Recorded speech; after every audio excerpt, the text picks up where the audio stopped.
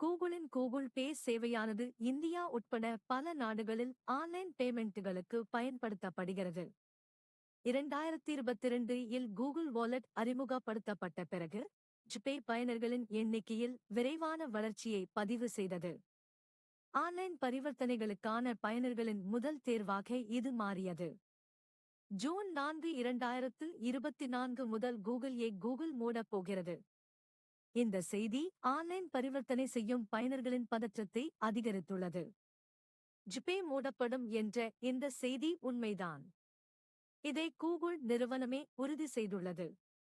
கூகுளின் இந்த முடிவால் எந்தெந்த நாடுகள் பாதிக்கப்படப் போகின்றன என்பதைச் சொல்வோம். கூகுள் தனது கூகுள் பே சேவையை நிறுத்தப் போகிறது. ஆனால் கூகுளின் இந்த முடிவு இந்திய பயனர்களுக்கு எந்த பாதிப்பையும் ஏற்படுத்தப் போவதில்லை என்பதுதான் உண்மை. ஜூன்